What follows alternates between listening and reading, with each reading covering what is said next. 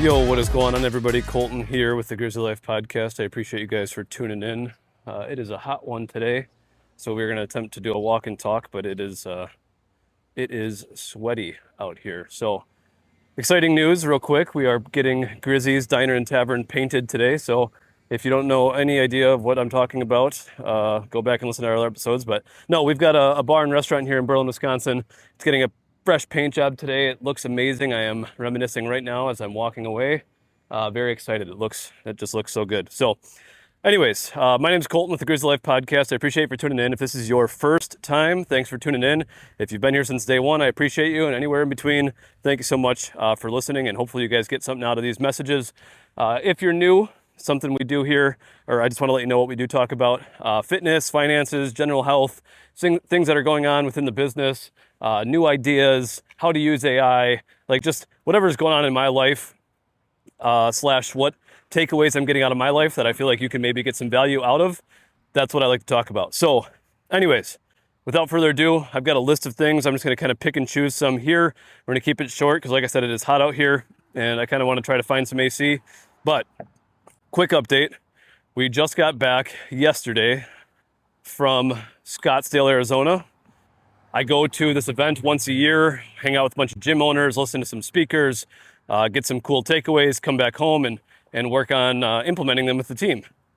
One thing for anybody listening, if you have a team, or if you're a part of a team, maybe you understand this too, but when you go and get all these new ideas as an individual, or maybe you and your partner, or whatever, you and your spouse, maybe you got a little food truck or whatever. If you got a business, or again, maybe you're part of a business, you go and get some new ideas and you want to bring all these ideas to the team. And this is something I've learned over time. You have to be very careful about coming back and giving way too much information to your team, because none of it's going to happen. They're going to be overwhelmed. They're going to be pissed off. You want to make all this change. Like, it's very important you learn how to communicate and digest some of this stuff. Sleep on it. Now, the event we went to is with a bunch of gym owners. There's a bunch of speakers. We learned about finance. We learned about some, gym specific stuff, how to be better leaders, right? And so it's easy to take a million notes and have all these ideas and then come back and basically puke all over your team and say this, and this, and that, and this, right? And when I used to go to these things, I would text people on my team and I'd be like, dude, we got to do this. Dude, we got to do that. And they're over here sitting at home like, dude, shut the hell up. I don't care. Like, this is way too much. Like, you want to change all these things, right? So I'm just giving you a pro tip. Write all your notes down, sleep on it a little bit, digest it, understand maybe what is the biggest ROI thing here? What is the biggest return on investment? If you were to pick one thing to implement right away, where's that focus? And then maybe create a 30-day, 60-day, 90-day, just like a forward, future-looking idea, a plan of attack on how we are going to go about this in the future. So just a little pro tip for you. So anyways, the event was great. Got to hang out with some people. It's a 2-hour time difference there. So 5 a.m. here is 3 a.m. over there. So for me, I actually kept my sleep routine for the 3 days I was there. I didn't stay out late. I didn't do any of the after hours networking, which to me is a very important thing to do. I wanted to keep my sleep routine. I wanted to wake up. I wanted to keep my habits going. And also, at a conference, we have to sit all damn day. I wanted to get my steps in and my activity in, so I woke up at 3:20 a.m. over there. I'd get a lift in. Kimber and I would go for a walk. She was out there with me. And anyways, that was kind of my routine personally. You don't have to follow in my steps, but that's just what I decided to do. So Kimber, our fitness director, Vino, our gym manager, G, my brother, and Jacob, my partner at our gym in Oshkosh, and then his fitness director, Ethan, over there, all went out. And again, it was a good event. We got some good ideas. We got some new thoughts. And, my plan moving forward is I have a meeting with Gavino and Kimber and G, and we're going to kind of digest some things and figure out where we want to go. We've got some new stuff we want to do in the training sides of things. I've got some ideas on how I want to help our team be more successful. And anyways, enough of that. I'll quit blabbing about the event. Let me read my notes here and give you a couple key takeaways or things that I want to talk about. So the last two speakers of the event on Saturday were Thomas Plummer and Tim Grover. If you know Tim Grover, he is the guy who was Michael Jordan's trainer. He worked with Kobe Bryant, Dwayne Wade, He currently works with Paul Skeens and Max Crosby. He's got he's got a pretty good list of, we'll call them accomplishments or whatever, right? Of the people that he's worked with. So they were the last two speakers to close out Saturday. That was the last day of the event. And, the big takeaway is Thomas Plummer. He's been in the fitness industry for 50 years. He's like 72 or 76 or something. And he's been around. I mean, he's hung out with Arnold and just like the whole thing. He's seen basically the entire evolution of fitness since like the mid 70s, right? So some thoughts from here for you to digest is you don't have time, right? Everybody thinks about all this time we have and tomorrow and someday and, oh, I'll make positive changes later or whatever.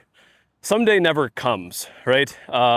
Your dreams have an expiration date. And that was, interesting to think, well, damn, my dreams, the things that I want to accomplish in life, they do have an expiration date. And what is that, right? And we don't know what that expiration date is. We don't know what day will be our last, but at some point you will have an expiration date and those dreams may or may not have come true.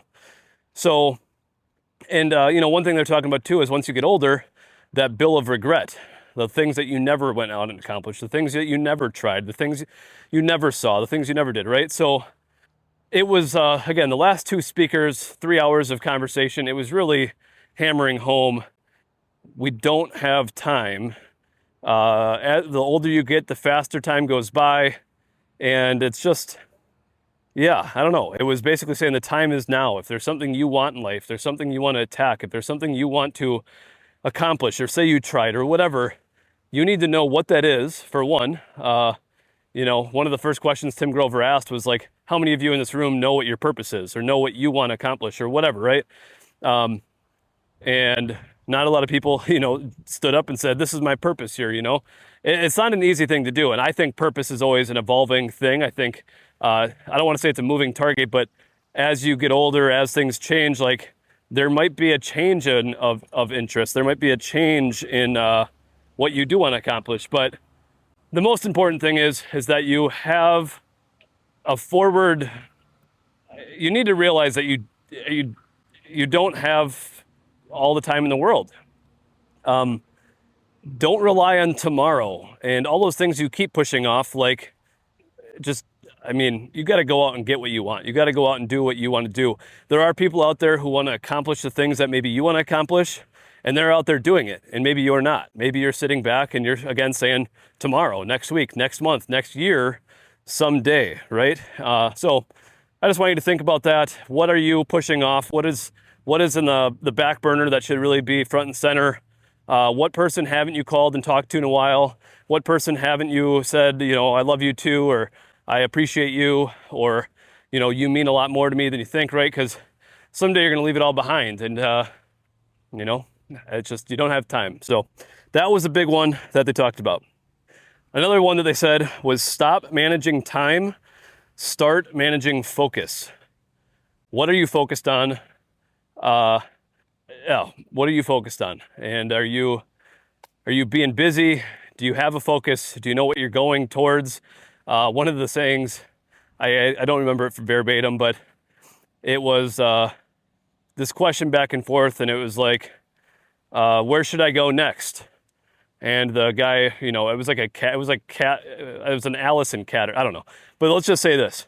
The guy goes, where do you want to go next? And I replied and said, well, I don't know, where should I go next? And then the guy goes, well, like, where do you want to go, basically? And he said, I don't care where I go next. And it's like, well, then it doesn't matter where you go, or something like along these lines, right? Like, if you don't know where you're heading, if you don't know the thing you're trying to go and get after, then it really doesn't matter where you go and what you get after, right?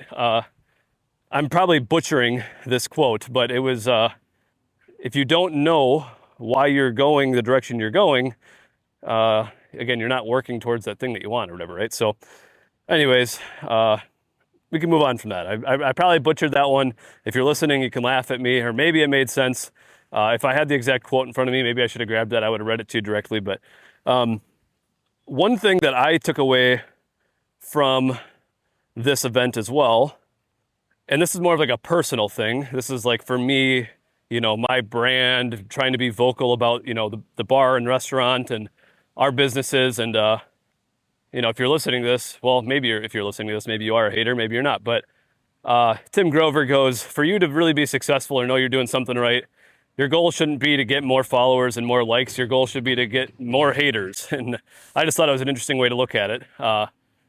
He said you should quadruple your haters. Now, there's obviously right ways and wrong ways to do that, but people, the haters are going to hate regardless. The people who tell you shouldn't do that thing, the people who, give you their opinion when it really doesn't matter, and or the people who just, say it must be nice, and 4x your haters. So the more haters you got, the more you're doing something right. You're more successful. You're doing the things that people are wishing they're doing, but they're talking shit about you anyways. So I just kind of an interesting quadruple your haters instead of worrying about all the people who like your comment or your content. And that's kind of where I'm at in life right now. It's like, who cares? Get more people to dislike you in a way. Obviously, I'm not saying intentionally be an asshole and try to get haters, but you know what I mean. Another question that I had that kind of goes hand in hand with this is, who are you asking opinions of?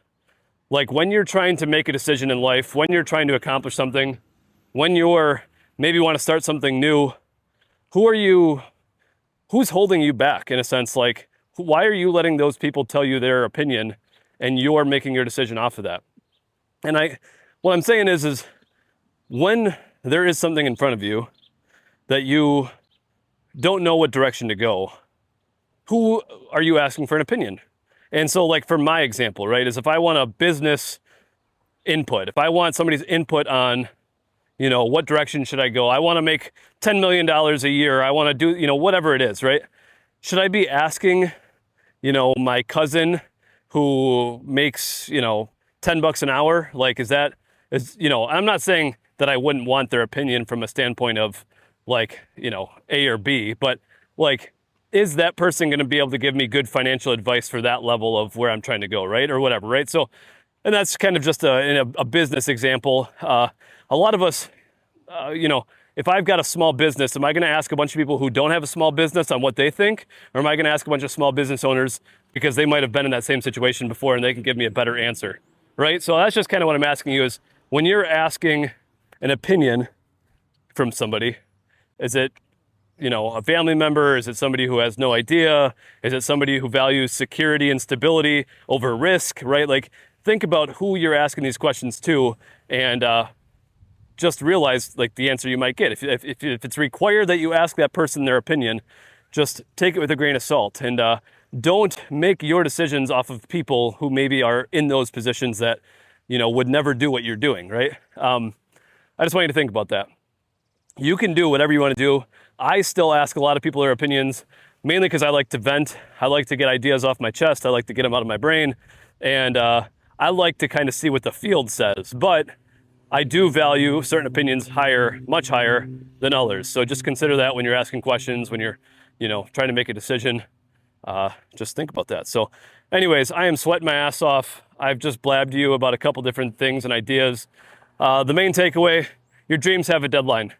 You don't have forever. You need to think, don't push everything to tomorrow. Do things today. Again, call that family member, call that loved one. Do the little things that you've been meaning to do and prioritize yourself. So I appreciate you guys so much for tuning in. If you want to get a hold of me, shoot me a message on Facebook. Find me on Snapchat, colton.burt, COLTON.BURT. Instagram is my first, middle, last name, Colton Craven Burt. Craven is like Raven, except a C in front of it. I appreciate you guys so much. We'll talk to you on Thursday. I hope you have a great start to your week. If you got anything out of this episode, send it, share it, text it, email it, whatever you got to do. Tell everybody about it. Listen to it with them. Again, I appreciate you guys so much. I rely on you to help get these messages out there. We'll talk to you soon. Thank you so much.